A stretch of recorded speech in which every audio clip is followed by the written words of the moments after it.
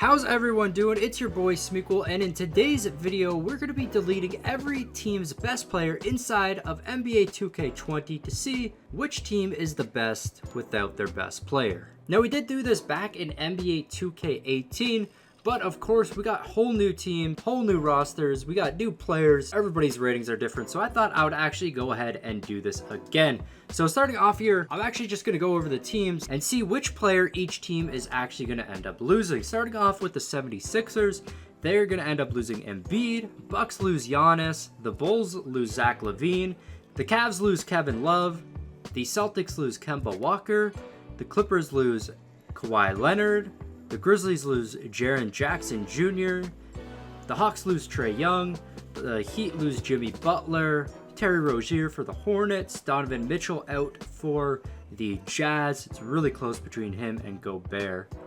The Kings lose De'Aaron Fox, the Knicks lose Julius Randle, the Lakers lose LeBron, the Magic lose Vucevic, the Mavs lose Doncic, the Nets lose Durant, the Nuggets lose Jokic, the Pacers lose Victor Oladipo, the Pelicans lose Drew Holiday, the Pistons lose Blake Griffin, the Raptors lose Siakam, the Rockets lose Harden, Spurs lose DeRozan, Suns lose Booker, Chris Paul for the Thunder, Timberwolves lose Karl Anthony Towns, Trailblazers lose Lillard, Warriors lose Stephen Curry, and finally, the Washington Wizards lose Bradley Beal. So we're going to be taking all these players out and then simulating a season with them to see what the best team is without their best player.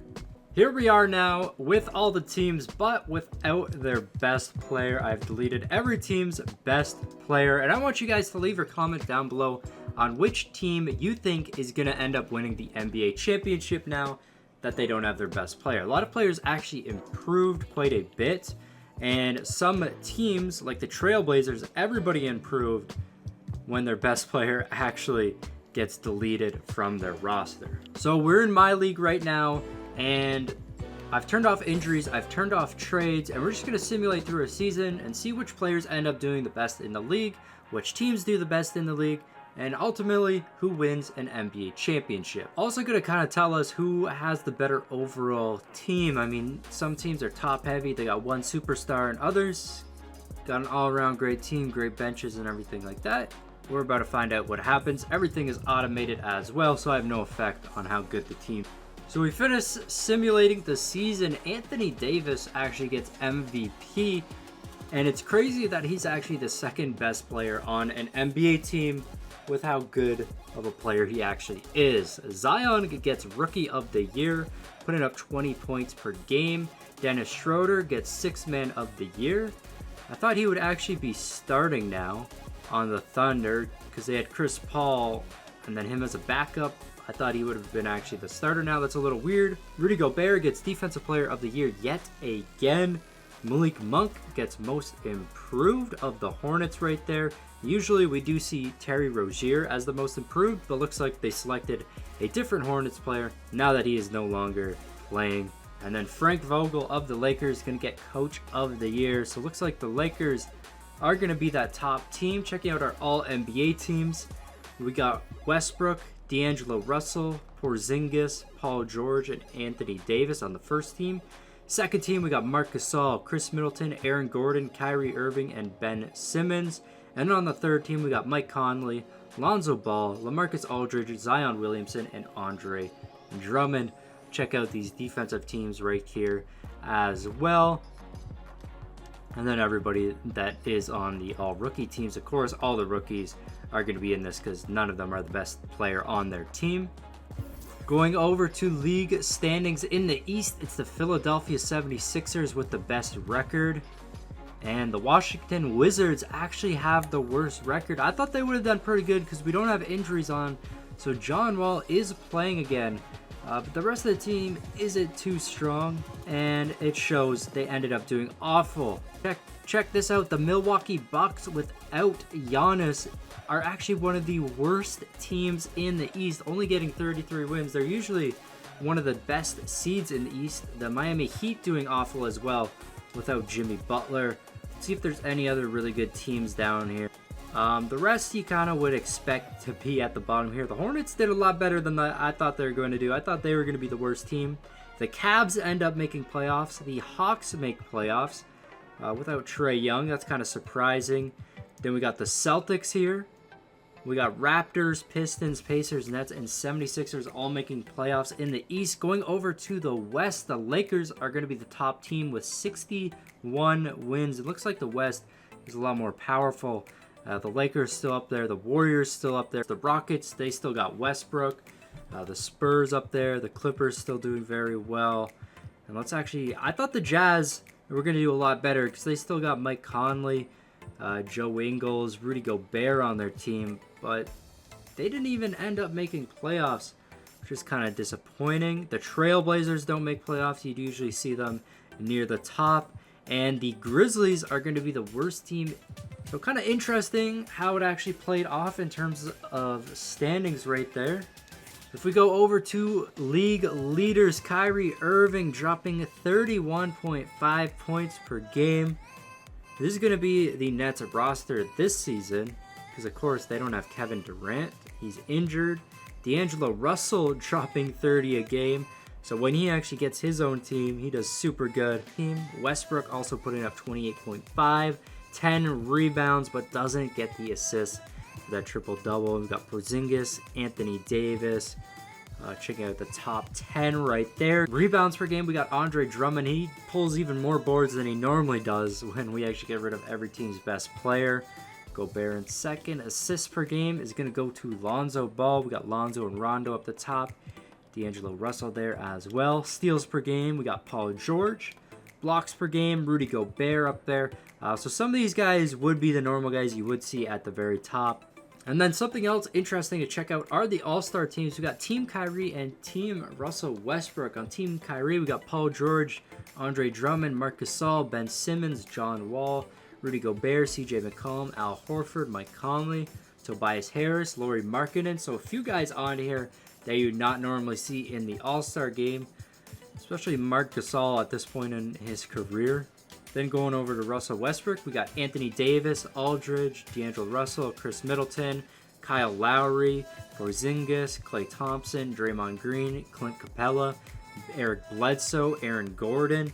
So Eric Bledsoe, Aaron Gordon, we would not normally see them on there. Same with Clint Capella. We also have the three All-Stars on the Warriors. They all end up making the team. But let's just hop into the playoffs now and see which team ends up winning the NBA championship, starting off here with the first round. So after the first round, there's actually only one upset. The LA Clippers end up beating the Spurs, which isn't much of an upset in my opinion, because the Clippers have a pretty good bench and a pretty good team without Kawhi Leonard. And then all the other games, it ends up going to the top seed. Nothing too crazy happening at all in the first round. But let's see if anything more exciting happens in the second round here. Maybe some upsets by a few of these teams. The Pacers are eliminated by the Nets. Clippers get eliminated by the Lakers. 76ers actually lose to the Pistons.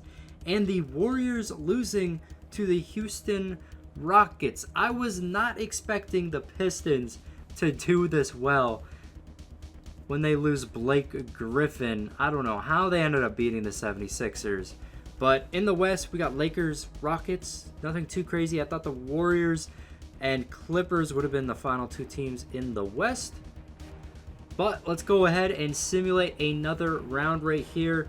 In the East, looking like the Brooklyn Nets. They almost get a 4-0 sweep. Pistons end up getting one a game. And then the Lakers defeat the Rockets. We got Lakers versus Nets in the NBA Finals. And let's see how this ends up going down. Lakers getting game one. They get 2 games in a row. 3 games in a row for the LA Lakers. Hopping into Simcast here for the final game.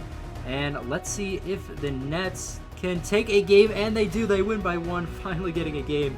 That would have been bad if we accidentally simulated through the full thing. But the Nets finally getting a game on the Lakers, and it looks like the Nets are actually going to take another game right here, a huge lead. So the Nets getting 2 games If they could get a comeback, that would be absolutely insane. So let's start the simulation.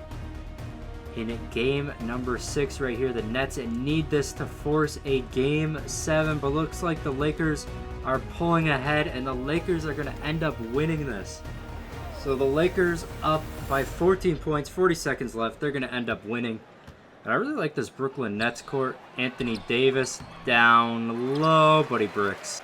I mean, both of these teams are still super good without their best player. And the Lakers actually do have DeMarcus Cousins as well, because I turned off injuries. But I mean, checking out these two rosters, you could see why they each made the playoffs with how good they are. But the Lakers, the best team without their best player. And when we do normal simulations, they are the top team as well normally. The only thing that really changed is some of the other top teams in the league were a little different. Some of the standings were a little different. But for the most part, when we do normal simulations, it's some of the same teams, because you need more than just one player. You need a bunch of great players to actually come together to help you win. Here we go, the Lakers holding up their championship. There's Rondo getting another shit for him, and Anthony Davis, your finals MVP, getting him his first championship as well, and Boogie Cousins also finally getting his ring. So here's Anthony Davis's stats: 24.7 points per game, 10 rebounds, 4 assists. So pretty good stats, but they're not crazy good. They're not absolutely insane. But that's going to be it for this video, guys. If you did enjoy it, make sure that you smash that like button. And if you're new here, subscribe to the channel. This has been your boy Smequle, and I'll see you next time.